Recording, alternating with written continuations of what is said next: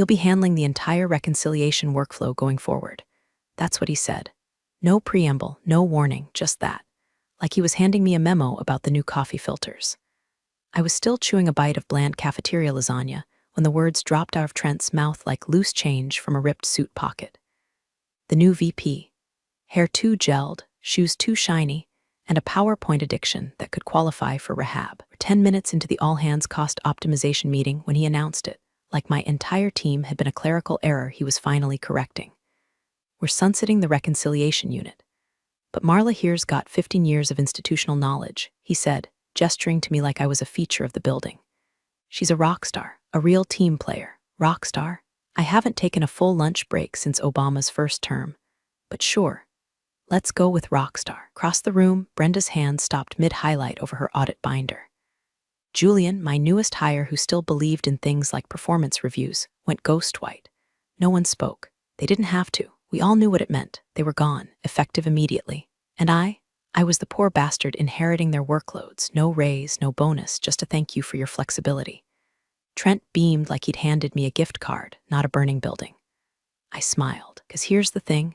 I knew right then what I was going to do. I'd been used before, passed over, piled on, painted over. But this time I was going to leave a crater. And if this story hits a nerve, if you've ever been the duct tape holding chaos together while they handed out balloons to the arsonists, do me one favor, hit that subscribe button. I'm gunning for my first 10K subscribers, and every click is a middle finger to every Trent out there. Anyway, back in the meeting, Trent moved on. Something about Q4 projections. I didn't hear a damn word of it.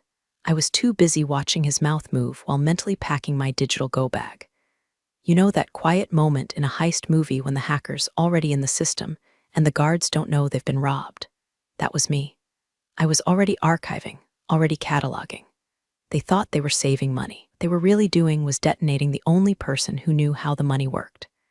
I had every audit report from the last 10 years, custom templates, macros, red flag protocols, vendor history footnotes buried deeper than Jimmy Hoffa. My team didn't just balance books. We played financial triage on a quarterly basis to make sure these clowns didn't get torched by the IRS or faceplint during investor reviews. Now, I was alone. With everything. I kept smiling. Trent kept talking. The room stayed frozen in that surreal, too-quiet office tension, the kind that buzzes behind your teeth like an oncoming migraine. He wrapped the meeting with a nauseating, "Let's keep pushing forward," and left like he'd just awarded me a trophy. I stood there a moment longer, watching the Zoom window close, the echo of false praise still ringing in my ears. Then I opened a new document. I titled it, "For When They Panic." Marla showed up Friday morning like nothing had happened. Cardigan pressed, hair twisted up in the same no-nonsense bun she'd worn since 2009, and a travel mug that said #1mom, even though her kids were grown and living in different time zones. She walked past the glassed-in offices, where managers pretended not to notice the carnage they greenlit the day before. No one made eye contact. No one dared. Her desk looked the same. Something fundamental had changed. She booted up her computer, opened the master reconciliation workbook, and hit save as. Not to the shared drive. Not to the finance folder. She named it, Final Binder Personal Copy XLSX, and tucked it deep into a password-locked folder buried in a flash drive she kept under a post-it in her drawer, labeled Holiday Recipes. Trent could walk in with a subpoena, and he'd still be searching by Labor Day. Marla spent the morning documenting everything. Every invoice format, every reconciliation cycle, vendor-specific quirks, who to call when the Oracle system hiccuped and claimed the same $18,000 twice. She wrote like she was preparing for the rapture, and nobody else had a map. She did not tell anyone. They hadn't earned the blueprint. By lunch, she had 37 pages of bulletproof SOPs, peppered with footnotes like "Don't trust Q2 numbers from 2021, the VP manually altered them for optics." And red flag, vendor #1643 always submits padded invoices during audit weeks. Auditors flagged this 3 times. CFO ignored. Little landmines she knew the auditors loved to trip over. Normally, she'd correct them quietly, fix the books, protect the company. But she was done being the invisible cleanup crew. In meetings, she smiled, nodded, wrote things like, "I'll look into it and thanks for the update," even when what she meant was, "You absolute buffoon, you just approved a $42,000 mistake with your initials on it." Trent popped into one of those Friday stand-ups like he was hosting a bake sale. "Hey, Marla, just wanted to check in. How's the transition going? Need anything?" She could have said, "Yes, I need you to go back to whatever marketing think tank spawned you." She didn't. Instead, she gave him the same dead-eyed smile she used for malfunctioning printers and said, "All good. I'm keeping things steady." He nodded like a golden retriever who'd been told he was a good boy. "That's what I like to hear." She watched him walk away and thought about how easily people like him dismissed the groundwork as background noise. The reconciliation team had been the skeleton of this operation, unseen, taken for granted. God help you if it snapped. By Monday, Marla had started a second document. This one was titled, "Questions Auditors Usually Ask DocX," and every time someone forgot to loop her into a vendor adjustment or skipped recon protocol, because we've always done it that way, she logged it. Not to fix it. To remember. She began practicing silence like it was a weapon, nod through meetings while mentally counting the unfiled reports that were supposed to be uploaded weekly. She stopped reminding people, stopped saving them from themselves. It didn't take long to notice. No one else had any idea what her team actually did. Not the cadence, not the tools, not even where the reports lived. Half the files were on her local machine because Brenda didn't trust cloud storage, and the other half required login credentials that expired monthly. No one even knew the password schema. She'd been the failsafe, the firewall, and now she was quietly, meticulously shutting herself off. Marla left the office at 5:01 that evening, her private audit binder zipped up on a flash drive in her purse. She passed Trent in the hallway. He smiled again. She smiled back. But this time, it wasn't fake. It was surgical. Marla had never liked the phrase quiet quitting. It sounded like something the interns posted on TikTok while sipping $7 coffee and filming day in the life reels. What she was doing wasn't quiet. It was symphonic. It started with her calendar. The hours she used to spend checking team output, scrubbing ledger imports, and cleaning up after Trent's spreadsheet tantrums. Those became external stakeholder calls and vendor syncs. That was her code. In reality, she was fielding interviews, Zoom calls during lunch breaks in her car, her blazer slung over her usual cardigan, dashboard fan blowing just enough to keep her from melting under the Ohio sun. "Tell us about a time you resolved a high-pressure financial oversight under tight deadlines," one recruiter asked. Smiling like this was a game show. Marla grinned back. "Just last quarter. Our controller approved a duplicate payout to a vendor who was already flagged for overbilling. I caught it before the check cleared. No one above me even noticed. They nodded like she'd solved world hunger." Inside, Marla felt nothing. Not pride, not joy. Just the cold, methodical relief of someone who knows the fire escape is right where it should be. Back at the office, she began the cleanup. Not for them, for herself. Old Slack threads, gone. Personal notes on the shared drive, deleted. It was long-winded email chains with Brenda about shady vendor activity and quarterly adjustment anomalies. Archived to a personal Gmail, then scrubbed from the company servers. She ghosted herself 1 kilobyte at a time. The thing about being essential is people assume you'll always be there. So no one noticed the trail going cold.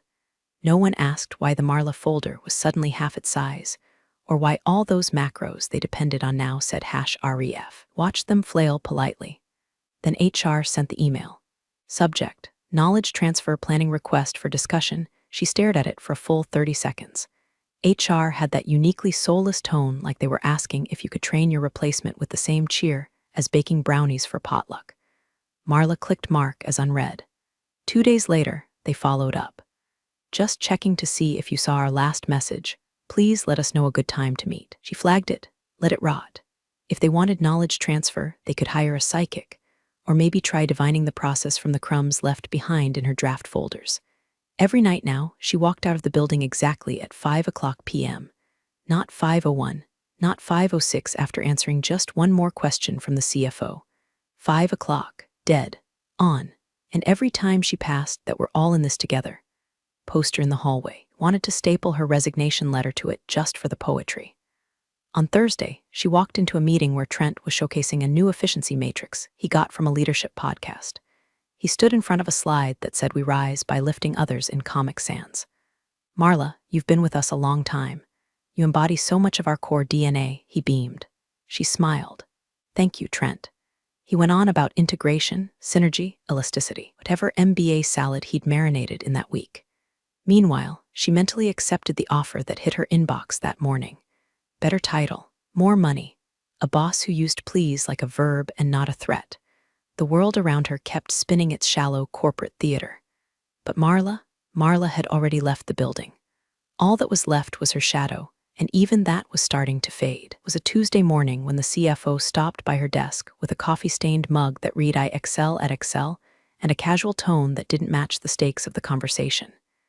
"Hey, Marla, just touching base. Audit season's creeping up. Everything on track?" She didn't even look up from her screen. "Absolutely," he nodded, sipped his coffee like it didn't taste like printer ink and denial. Then he wandered off, confident that the woman who'd quietly saved his ass year after year would do it again. Just like always. Except not this time, because Marla had already accepted a new offer. Salary bump, fewer hours, an actual assistant, a boss who started emails with "hi" instead of "per my last request." She was gone, not metaphorically, not emotionally, contractually. Her last day was exactly 2 days before the audit. Tick, tock. Back on her screen, central audit folder looked fine. Neat, organized, calm like a pond right before it's poisoned. But that folder was a ghost.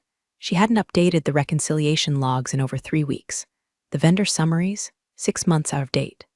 And the financial controls checklist, the one auditors usually asked for first, was filled with placeholder text she'd written in a fit of sarcasm. Definitely not where the fraud lives, lol. File alone was worth her entire severance package in karmic value. Of course, her private version was flawless. Updated nightly, stored on a fireproof SSD in her bag, labeled "Not Your Audit V2." She spent her afternoons watching the company float deeper into the fog, completely unaware their compass had already walked out the door in orthopedic flats and a cardigan with loose buttons. They had no idea. The fire was already smoldering beneath them, just hadn't smelled the smoke yet. And Marla? She stood there like a forest spirit, watching it all from a distance, calmly holding a box of matches. There was a strange beauty in it, the kind you feel right before a thunderstorm, that pregnant silence when the world doesn't know its seconds from being torn wide open. Trent breezed by later that day. "Hey, Marla. Mind if I add you to a client call Thursday about their year-end questions? Won't be available then," she said without blinking. "Oh," he tilted his head like a confused pug. "I have prior commitments." He laughed awkwardly. "Busy season, huh? Appreciate you holding the fort." And still, he didn't ask. Didn't notice. Didn't know that was the thrill of it. She could have screamed "I'm leaving in 11 days" into the break room microwave, and no one would have noticed unless it affected the coffee supply. Could have tattooed her resignation on Trent's forehead, and he'd still ask if she could hop on just one more day to scrub next week. The documents remained untouched. The reports untouched. The trust unshaken. That night, as she zipped up her bag and shut down her machine, she paused to look at the dry erase board across the hall. Someone had drawn a crude rocket ship and written, "Auditors incoming." Let's blast off. She smiled, shut off the lights, and walked out, knowing the countdown had already begun, and they were heading for a launch with no navigation, no coordinates, and no Marla. Just a smiling VP, a clueless CFO, and a central folder full of fiction. Marla timed it down to the hour. 2 weeks and 2 days before the audit, she drafted the email. No dramatic subject line, no teary manifesto, just "Notice of Resignation, Marla Dorsey." One paragraph, effective 2 weeks from today. Thank you for the opportunity, etc., etc. Signed with the kind of clinical precision usually reserved for surgery or war. She clicked send at 9:03 a.m. By 9:09, the building was whispering. Not loud, not frantic, just the soft, incredulous buzz that floats through cubicle farms like pollen. Marla's leaving? Is that even allowed? What are we going to do about the audit? By 9:15, HR had her in a windowless room, blinking like they'd seen a ghost. They offered her a paper cup of water. She declined. We were surprised," the HR rep stammered. Her badge said Cynthia People and Culture, which always struck Marla as funny. As if a name tag could fix culture. "Well," Marla said gently, "you did lay off my entire team and triple my workload with no additional compensation. Eventually, that sort of math adds up." Cynthia shifted uncomfortably. "We're hoping you could help us with a knowledge transfer plan. You know, before the audit." Marla gave the kind of smile you use at funerals. "I'll do what I can." That night, she began compiling the training materials. not the current reconciliation flow, not the updated vendor dispute logs or the master audit checklist with all the embedded formulas and risk flags. No, she dug into the archives and pulled out reports from 2 years ago, templates that had been deprecated, tools the auditors no longer asked about, macros that broke after a system update. She packaged it all in a neat little PowerPoint titled Reconciliation Overview Historical Context. It had charts. It had clip art. It had zero relevance. She delivered it on day 3 of her notice period to the interim analyst, a 26-year-old MBA with more ambition than sense, who smiled earnestly and nodded as she explained why vendor classification codes were important in 2021. Got it, he said, highlighting bullet points like he was preparing for the SATs. Marla nodded back. You're a quick study, you'll do fine. The VP, Trent, called her into his office later that day. He looked like someone had canceled his TED talk. Marla, he began, putting on his best concerned but still your leader voice. I have to admit I'm disappointed. He had high hopes for you, she blinked. You mean after firing my team and burying me under their workload? He sighed. We were leaning into your strengths. You've always been a stabilizing force. I thought you were committed. She leaned forward slightly, tone perfectly measured. I was committed, for 15 years. Then you decided I was disposable. He opened his mouth, but whatever he was about to say shriveled up and died. Marla stood, adjusted her cardigan like armor, and said, I'm happy to assist in the transition.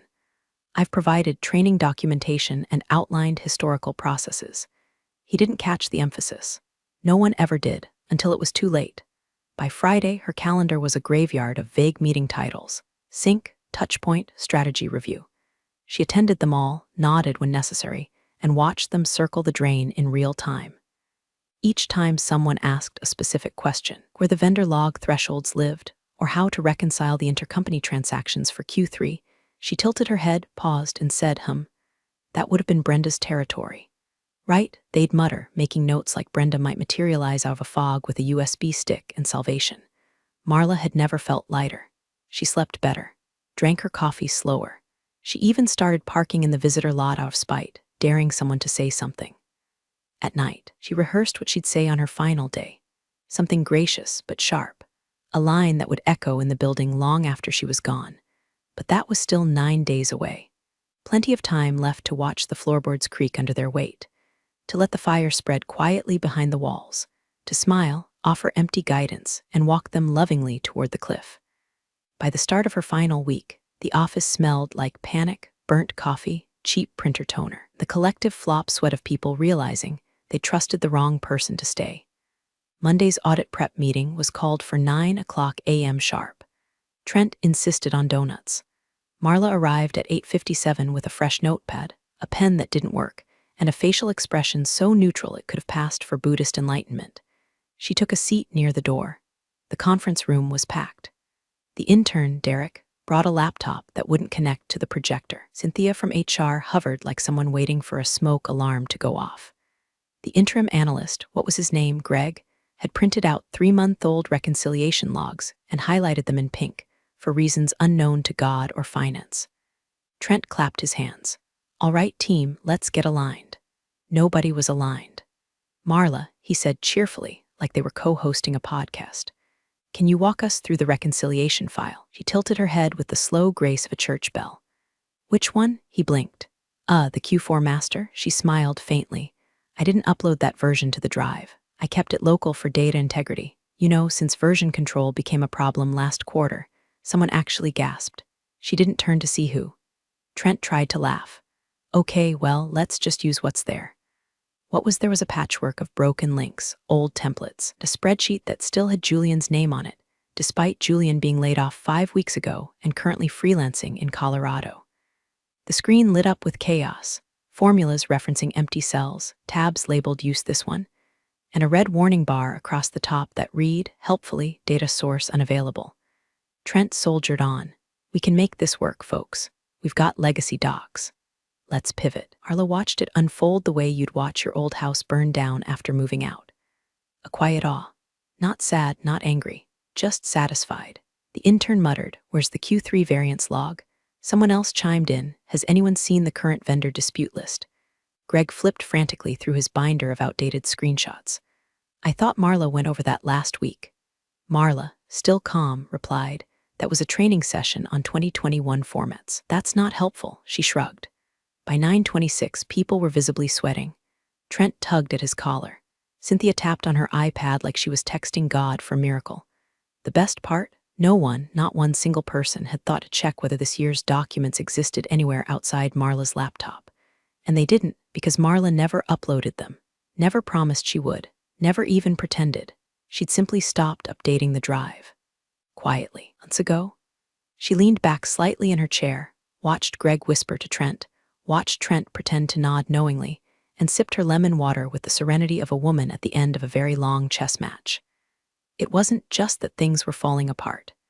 It was how they were falling apart, slowly, predictably, and with just enough time for everyone to realize the damage was self-inflicted. By noon, Marla was back at her desk, watching emails fly in with subject lines like urgent reconciliation flow. "And can you resend that macro thingy from July?" She didn't answer. She opened her new job's welcome packet, scheduled a mani-pedi for Friday, and deleted a calendar invite titled, "Audit Prep Sync All Hands." Let them sink. Let them pivot. Let them dig through the rubble, chasing shadows of files that never existed. Marla was done saving them. She was already halfway out the door. They were just now noticing the house had no floor. Audit day hit like a freight train full of overdue invoices and karma. Marla arrived early, not out of loyalty, but to savor the spectacle with front row seating and an iced coffee she sipped like champagne. She wore a navy blue blouse, subtle makeup, and the detached smile of someone attending an ex's wedding just to confirm the bride looks nervous. By 8:47 a.m., the auditors were in the building, three-person team from a third-party compliance firm with clipboards, stern faces, and the emotional range of tax law. One of them even brought a suitcase that clicked open like a hitman's rifle case. Inside, laptops, flash drives, checklists printed in 8-point font. The CFO came down in a rush, sweating through his collar. "Let's make this smooth and efficient," he barked. "Everyone be responsive, be clear, and let's put our best foot forward." Trent nodded like a bobblehead in a convertible. "We've got this." They did not got this. Within the first 15 minutes, the auditors found 3 missing vendor confirmations, a duplicated purchase order, and an account labeled MISC EXP that hadn't been updated since August. Marla watched it unfold from her corner desk like a woman watching her replacement try to assemble IKEA furniture with a spoon. At 9:16, first Slack ping hit her screen. "Hey Marla, auditors asking about vendor dispute resolution flow. Can you hop in?" She didn't answer. 9:23, "Marla, they want to see how we closed the Q3 GL variance. Was that in the binder you reviewed W/Greg?" "Nope." 9:31, "Need you in conf RMB ASAP." CFO's asking. She closed Slack. Then she opened her resignation confirmation email. Read it twice, sipped her coffee, smiled. At 9:42, Cynthia from HR, poor, frantic Cynthia, showed up at her desk looking like she'd just been hit by a compliance bus. "Marla, could you please step into the conference room? They're asking questions only you can answer." Marla powered down her screen with deliberate calm. "Oh, I'm afraid I clocked out 10 minutes ago. But it's still morning. My final day ends at 9:30 a.m. sharp, as agreed," she said, standing and sliding her company badge across the desk like a poker chip. "Anything after that? Voluntary." Cynthia blinked. "The auditors will need to work with the team," Marla said, stepping into her coat. "I've done my part." Down the hallway, she could already hear the CFO raising his voice. Something about how the hell does no one know where the 940 templates are, followed by the satisfying sound of Greg attempting to explain a pivot table using interpretive grunts and hope.